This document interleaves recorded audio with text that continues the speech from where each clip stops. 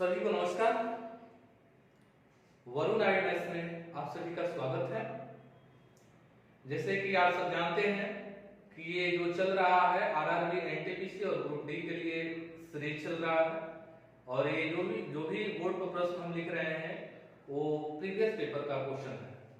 तो इसको हम लोग प्रैक्टिस करते हैं, देखते हैं, जो तरीके हम समझा रहे हैं उसे अपनाइए, आप लोगों को एग्जाम में काफी मदद मिलेगा। तो आइए हम लोग देखते हैं। लिखा है कि एक धनराशि 10 साल में अपने धन से 5 गुनी हो जाती है। कितनी गुनी हो जाती है? 5 गुनी। तो इसकी ब्याज दर क्या है? देखिए ये प्रश्न जो है साधारण ब्याज से रिलेटेड है और इसमें दिया है टाइम 10 साल में अपने धन से 5 गुनी हो जाती है। धन से क्या हो जाती है? 5 गुनी हो जाती है। यानी मान लेते हैं कि उसके पास 1 गुना धन है तो हो जाता है 5 गुना। ठीक है, तो जब भी इस तरह के प्रश्न रहे तो हमेशा 1 गुना उसमें मूलधन रहता है, बाकी सब ब्याज रहता है। जैसे ये कहा है 5 गुना, तो इसमें क्या है? 1 गुना मूलधन है और 4 गुना ब्याज है।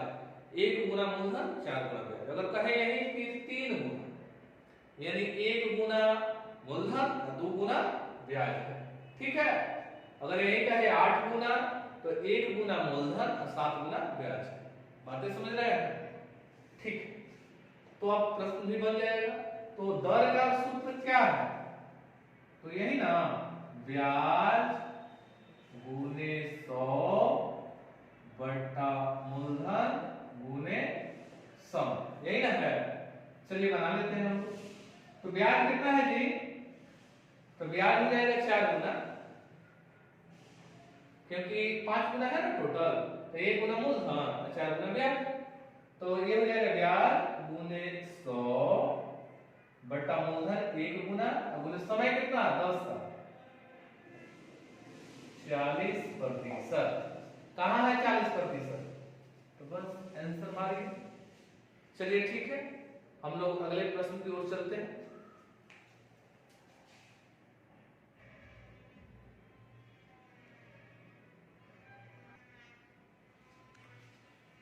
चलिए बच्चों, दूसरा क्वेश्चन आ गया बोर्ड पर, हम लोग देखते हैं। लिखा है कि 4 दर्जन अंडों की कीमत 10 रुपया। ठीक है, इन 4 दर्जन अंडों में से 6 फूट गए। कितना फूट गए? 6 फूट गए। तो हानि प्रतिशत रुपयों में होगी। हानि प्रतिशत बताना है हम लोग को। चलिए ठीक है, हम लोग थोड़ा सा ये ध्यान देते हैं कि 1 दर्जन बराबर कितना। तो चूंकि आप लोगों को ज्ञात होगा कि 1 दर्जन बराबर 12, तो 4 दर्जन बराबर कितना होगा? तो 48।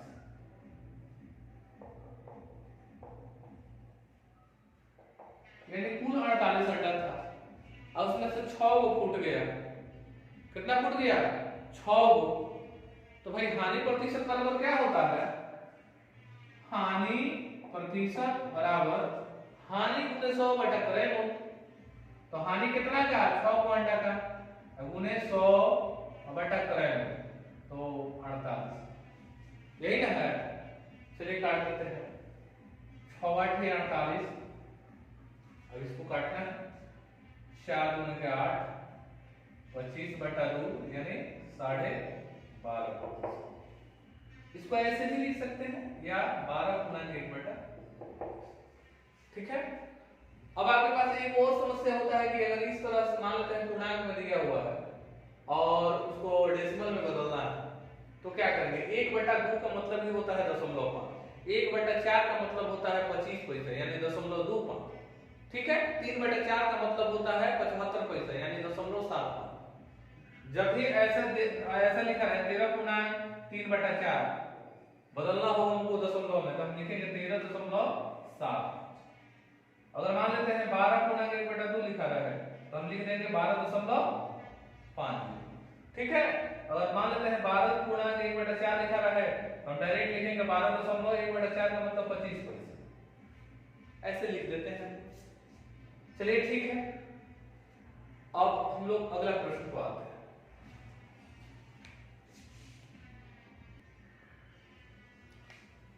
चलिए बच्चों, अगला क्वेश्चन आ गया। लिखा हुआ है 4/5 भागा 7/15 का 8/9 का मान क्या है? देखिए देखने में प्रश्न बहुत साधारण है, लेकिन इसी में गलतियां ज्यादा होती है, इसी में गलतियां ज्यादा होती है। ये बोडमस का रूल आप लोग को याद होगा, बोडमस बोडमस। थोड़ा सा इसे अगर मजाकिया लहजे में अगर लेते हैं तो बदमाश पढ़ सकते हैं। तो ये बदमाश बहुत बदमाश है, यानी बोडमस बहुत बदमाश है, थोड़ा सा इधर उधर कीजिए काम गड़बड़ हो जाएगा। तो पहले तो इसका मतलब थोड़ा सा समझ लेते हैं। B for bracket, B for bracket माने कोष्ठक, ठीक है। ओ फॉर ओ माने का के की, का के की। डी फॉर डिवीजन यानी भाग। एम फॉर मल्टीप्लिकेशन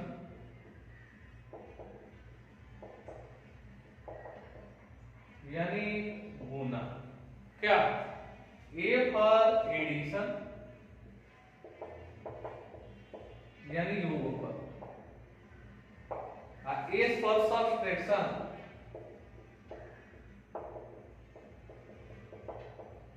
यानी अंतर यानी घटाव। समझ गए? तो ये एक सीरीज है, इसी को हम लोग को फॉलो करना होता है। अगर मान लेते हैं पहले हम लोग क्या काम करेंगे, ब्रैकेट का। अगर ब्रैकेट नहीं है तो पहले काम करेंगे का के की का, तब उसके बाद भाग का, तब गुना का, तब जोड़ का, तब घटाव का। इसी सीरीज को फॉलो हम लोग करते हैं। जो बच्चे को कंफ्यूजन है उसको थोड़ा सा आप लोग बढ़िया से ध्यान से देख लीजिए। बोडमास, ब्रैकेट, तब ऑफ, तब डिवीजन, तब मल्टीप्लिकेशन, तब एडिशन, तब सब्ट्रैक्शन। इसी को फॉलो करते हैं। तो भाई ब्रैकेट है क्या? तो ना नहीं है। तो ऑफ है क्या? का के की है क्या? तो हां है। इसका मतलब पहले इसका काम होगा। क्या?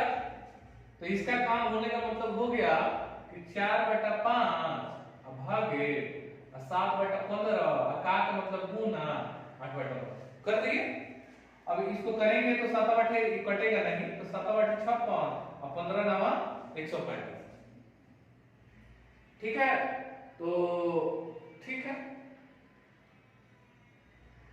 अब हम लोग गुना इसको नहीं कर रहे हैं, हम लोग क्या करते हैं कि इसी को पलट देते हैं। तो 4/5 भाग गुना में बदल दिए, इस सब को पलट दिया। तो 15 गुने 9 ऊपर चला गया, 7 गुने 8 नीचे। अब काट के 4 गुने के 8 5 15 हो गया ना जी। 29 27 और 2 7 14, 27/14। तो 14 एक 14 और 27 से 14 गया तो 13, 13/14। यही आंसर होगा आपका। समझ गए ना? इसमें बच्चों से ज्यादातर गलतियां होती है कि पहले भाग वाला काम कर लेते हैं तब इसको करते हैं, हो जाती है दिक्कत। चलिए ठीक है, आप लोग सतर्क रहें।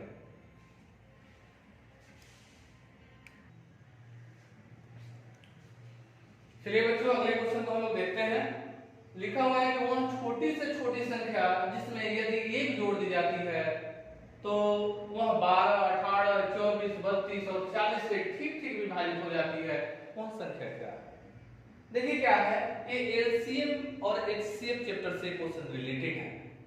और जैसे कहा है छोटी से छोटी संख्या, इसका मतलब ये है कि समझ जाइएगा कि क्वेश्चन है एलसीएम। अगर बड़ी से बड़ी संख्या कहता तो हम समझ लेते हैं एचसीएफ, यानी एलसीएम मतलब लघुत्तम और एचसीएफ का मतलब महत्तम। समझ गए? आइए देख लेते हैं। वह छोटी से छोटी संख्या जिसमें यदि एक जोड़ दी जाती है तो वह 12, 18, 24, 32 और 40 से ठीक ठीक विभाजित हो जाती है, वह संख्या क्या है?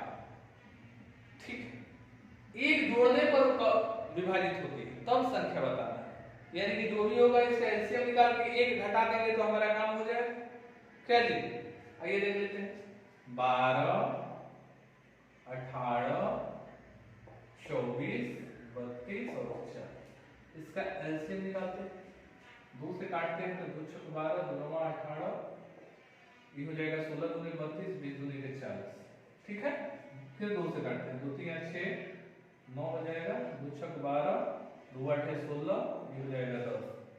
फिर हम 2 से काटते हैं, तो ये हो जाएगा 3, ये हो जाएगा 9, 2 3 6, 2 4 के 8, 2 5 हो गया ना।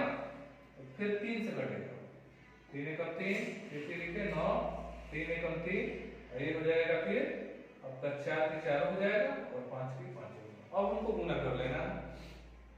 ठीक है, गुना करते हैं, तो गुना भी 5 का 20, 20 या 60, 60 माने 36 18, 180, 18 दूनी 36, 360, और 2 दूनी के 4, तो 6 चौके 24 के 4, अच्छा 12 13 14, 14 से 40 हो। तो 14 से 40 में हम लोग को क्या करना है, एक घटाना पड़ेगा, तो 1439।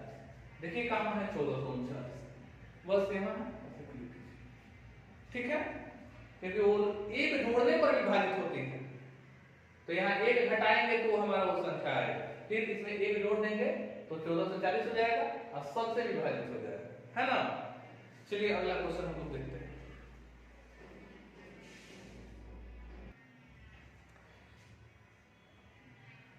चलिए बच्चों, अगले क्वेश्चन को हम लोग देख रहे हैं।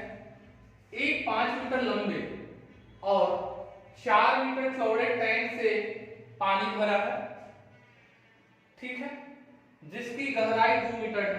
टैंक में पानी की मात्रा है, मात्रा बताना है।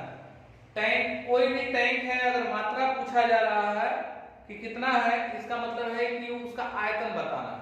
ठीक है, जैसे मान लेते हैं कोई कमरा है, तो कमरा के अंदर कितना ठूस ठूस कर रुई भर दिया जाए, जितना भी रुई भरा जा रहा है, तो कमरा का आयतन कहलाएगा। समझ गए, यानी वो कितना धारण कर सकता है टैंक अपने अंदर पानी, वही उसका आयतन है। ठीक है, तो हमको क्या निकालना पड़ेगा, पानी की मात्रा, यानी कि उसका आयतन निकालना पड़ेगा। अब समस्या ये है कि वो घन का आकार का है कि घनाभ का, तो चूंकि हम लोग जानते हैं कि घन का अगर आकार का रहेगा तो लंबाई चौड़ाई ऊंचाई सब बराबर रहेगा, तो ऐसा तो है नहीं। तो अगर ऐसा नहीं है तो अलग अलग है, इसका मतलब ये क्या है, घनाभ है। तो भाई घनाभ का आयतन क्या होता है, तो LBH, घनाभ का आयतन LBH, यानी लंबाई गुने चौड़ाई गुने ऊंचाई। ध्यान दीजिएगा यहाँ दिया है गहराई, तो गहराई को ही ऊंचाई हम लोग मानेंगे, क्योंकि नीचे से ऊपर तक ऊंचाई ही ना होता है, तो गहराई है ऊंचाई बात सेम है। तो देख लेते हैं, और 5 गुने 4 गुने 2, 5 का 20 और 2 के 40, ये मीटर में है, तो हमेशा आयतन घन, मतलब घन में ही होता है, तो मीटर क्यूब। ठीक है, इसको हिंदी में लिखेंगे या 40 मीटर, 40 घन मीटर, 40 घन ऐसे, हमेशा इसको ध्यान रखिएगा कि क्यूब में होता है। तो देखिए आपका ऑप्शन कहाँ है, 40 फर्स्ट है। समझ गए, फिर हम लोग अगले क्वेश्चन को आते हैं।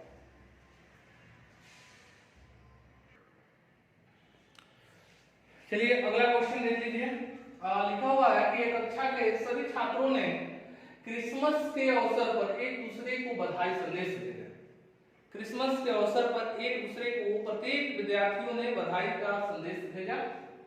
अगर इस कक्षा के विद्यार्थियों को पोस्टमैन ने 16 से 40 कार्ड वितरित किए, तो कक्षा में छात्रों की संख्या कितनी है, कक्षा में छात्रों की संख्या कितनी है। चलिए ठीक, जब भी इस तरह का प्रश्न आए कि किसी कक्षा के प्रत्येक छात्र ने एक दूसरे को बधाई पत्र दिया, तो उस कक्षा में छात्रों की कुल संख्या कितनी है। जब भी इस तरह का प्रश्न आए तो आप एक सूत्र का प्रयोग करिएगा, n into n minus 1, n into n minus 1। ठीक है, जहां n बराबर छात्रों की संख्या, n बराबर छात्रों की संख्या। अब देखिए क्या है कि अब ज्यादा हम लोग को मतलब क्या है कि इसमें मेहनत नहीं करना है। अब इसको तो हम ऐसे कर सकते हैं ना कि n स्क्वायर माइनस ए, इतना तो लिख सकते हैं। ठीक, अब तो ऑप्शन में जो दिया गया है छात्रों की ही ना संख्या दिया गया है। अब यहीं से हम लोग सिद्ध कर लेते हैं कि अगर 41 का स्क्वायर कर दें और फिर 41 घटा लेते हैं तो क्या 16 से 40 आएगा? अगर नहीं आता है तो फिर इस पर ट्राई करेंगे। 40 का स्क्वायर कर लेंगे और 40 घटा लेंगे, फिर देखेंगे। तो आइए फर्स्ट ऑप्शन को हम लोग ट्राई मारते हैं कि 41 स्क्वायर माइनस 41। तो 41 का स्क्वायर कितना होता है? तो 41 का स्क्वायर 1681 होता है। 1681 माइनस 41, क्या घटाने पर 16 से 40 आ रहा है क्या? तो देखिए 0, 8 में से 4 गए 4, हाँ जी 16 से 40 तो आ गया। इसका मतलब है कि विद्यार्थियों की संख्या कितना है? 41 ही है, 41 ही है।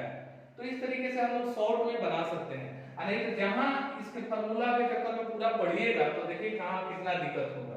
n × n-1 बराबर लिखिएगा 16 से 40, फिर लिखिएगा n स्क्वायर माइनस n बराबर 16 से 40, फिर द्विघात समीकरण अब बन रहा है n स्क्वायर माइनस n, फिर इसको इधर लाइएगा माइनस 16 से 40 बराबर 0। अब इसका गुणनखंड कीजिएगा तब तक टाइम लैप्स हो जाएगा, समझ गए ना? तो इधर हम लोग को नहीं पढ़ना है, हम लोग ऐसे ही बनाना है। ठीक है, चलिए अगला क्वेश्चन देखते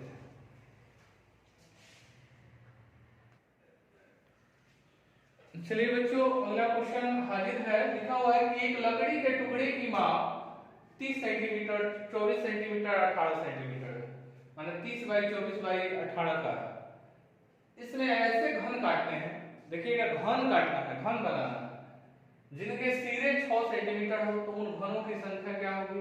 क्योंकि आप जानते हैं कि घन का लंबाई चौड़ाई ऊंचाई सब बराबर होता है। चलिए ठीक है, तो संख्या बताना है घन का कि इस एक घनाभ में कितना घन बन पाएगा। तो इसके लिए हम लोग क्या करेंगे, इस घनाभ का आयतन बटा एक घन का आयतन बटा एक घन का आयतन करेंगे तो संख्या निकल जाएगा कि कितने छोटे छोटे घन बनेंगे। चलिए देख लेते हैं। तो हम उसका आयतन निकाल लेते हैं घन का, घनाभ का। तो घनाभ का आयतन क्या होता है? LBH। ठीक, और उसके बाद इसका आयतन लिख लेते हैं घन का, बट घन का आयतन क्या हो जाता है? अगर भुजा को a मान लेते हैं तो a क्यूब हो जाएगा। क्या भुजा को a ही मान लेते हैं तो LBH यानी 30 गुने 24 गुने 18, अब बटा तब क्या लिख देंगे 6 गुने 6 गुने 6, यही ना होगा एक क्यूब। ठीक, अब काट दीजिए कितना संख्या होगा पता चलेगा। 6 3 18, 6 4 24, 6 5 30, 5 का 20 20 नहीं है 60, 60 यानी 60 छोटे छोटे घन बन जाएंगे। ठीक है, तो जिनके सिरे 6 सेंटीमीटर तो उन घनों की संख्या कितनी होगी? 60 होगी। आंसर मानिए, समझ में आ गया? तो ये क्वेश्चन जो था आपका मेंसुरेशन से था। इसी के साथ हम आज की क्लास यही संपन्न होती है। और आप लोग को यदि अच्छा लग रहा है तो लाइक शेयर सब्सक्राइब करना नहीं भूलें। इसे अधिक से अधिक मित्रों तक शेयर कीजिए ताकि क्या है कि मेरा भी सब्सक्राइबर बढ़े। तो इसमें आप सहयोग कीजिएगा तभी ऐसा कुछ हो सकता है। तो ठीक है, धन्यवाद, नमस्कार।